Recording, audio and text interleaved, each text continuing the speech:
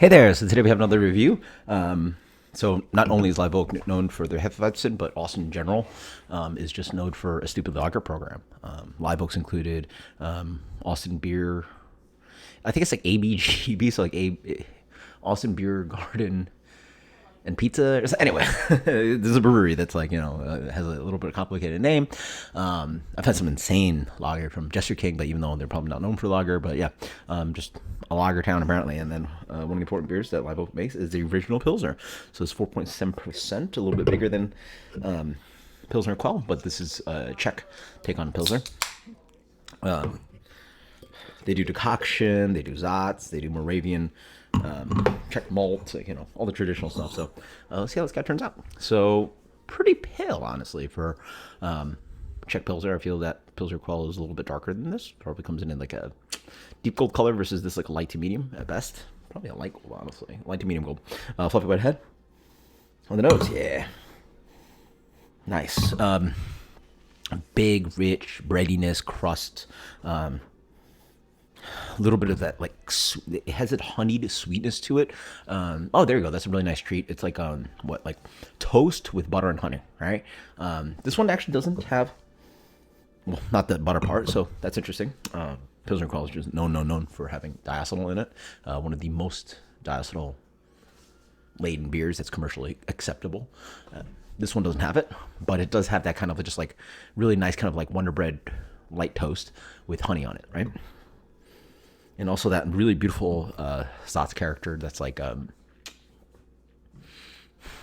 do you describe Sots? A little bit like somewhere between like green and black tea. So like that kind of like blend of like tea. Yeah, really nice kind of like, a little bit of, that's what it is, potpourri too, very floral. So, yeah, it's nice. Great. Oh, yeah. Nice, solid bitterness, yeah, noticeable. But not really a snappy beer, right? The Czech beers end up a little bit more rounded. Long malt character. Long hops, too. Yeah, it's nice. I think Pilsner Quell does it, too, but it sort of hits like 25% of palate in and just lingers a bitterness, which is quite nice. Sort of tells you of like the Pilsner. There's hoppiness to a Pilsner, right? Even though it's not as snappy as a German one. But honestly, it's so hoppy, it almost, like, I feel like you could have confused this with the German example. Because, like, I generally find that there's a little bit more malt balance with the Czech versus, like, a German Pils. But, man, it's fresh, it's lively. It has this really beautiful, just like I was saying on the nose, this, like, combination of, like, tea-like and potpourri, florally kind of bitterness. It's very noticeably, distinctively hoppy. I guess, yeah, in the end, like, I just can't get Pilsner Quell as fresh as, like, this beer can be made in Texas. So it just has a beautiful freshness to it. And even the malts are popping out of the glass. The malt has really wonderful kind of like a, wow, the malt just weaves into the hops really well, really beautifully. And there's a kiss of that kind of honeyed sweetness too, but it really is a pale beer because I find that this Pilsner Quell I find to be a little bit more rounded and silkier and just more noticeably malty, right? Oh yeah, so let me think of beers that this reminds me of. Reminds me of the Jester King lager. Like, they had a Pils, but I think it was like German style. But anyway, that's the other beer that reminds me of Suarez.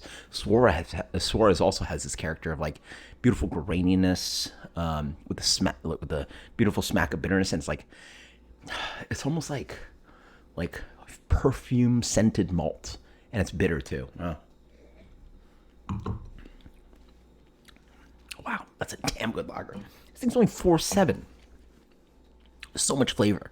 Like, again, when you drink beers like this, you're just like, it's like, how do people choke down beers like Bud? I mean, I guess price point, accessibility, excuse me, and accessibility, price point, blandness. I guess people like blandness, but like when you drink a beer like this, like This has lower alcohol than Bud Light, but it's so shockingly flavorful. Like, what are we doing here, right? Like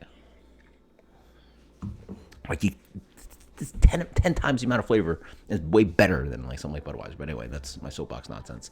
That's a dumb good Pilsner. Yeah, it's crazy. You're so lucky if you live in Austin just to have this like, or I don't know what other distribution they have, but just to have this available is just killer. Like this is the kind of stuff again. Like I'm naming like Suarez, where I don't yeah, they distribute, but like you can't. For understand, you can't just go to the shelf and just like find it. You can't just like go to the gas station get a 6 pack. If anything, it's like 4 packs. Like this is good. Reminds me of the Hill Farmstead lagers too. Like incredible. Wow, world class, really good. What do we get for rating?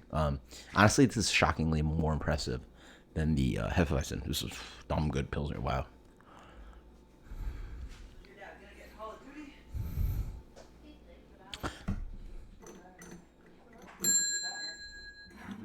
That is a 97 plus.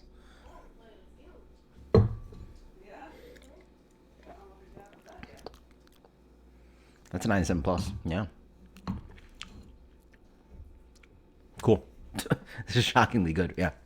You guys are so lucky. Like, yeah, I thought like I was lucky to like get Live Oak Hef, but this is stupid good. Wow. It's honestly like its own kind of animal. Like again, would not have guessed it was a Czech take, but then again, from what I'm saying, there's a little bit more variety in Czech Pilsner than really to being defined by just Pilsner Quell. So, unfortunately, we don't really get much variety of non-Pilsner Quell Pilsner from Czech Republic, but super, super tasty. Get this guy. So freaking good. Probably might be one of the best lagers of the year. And, well, it's only March, so we'll see. Cheers.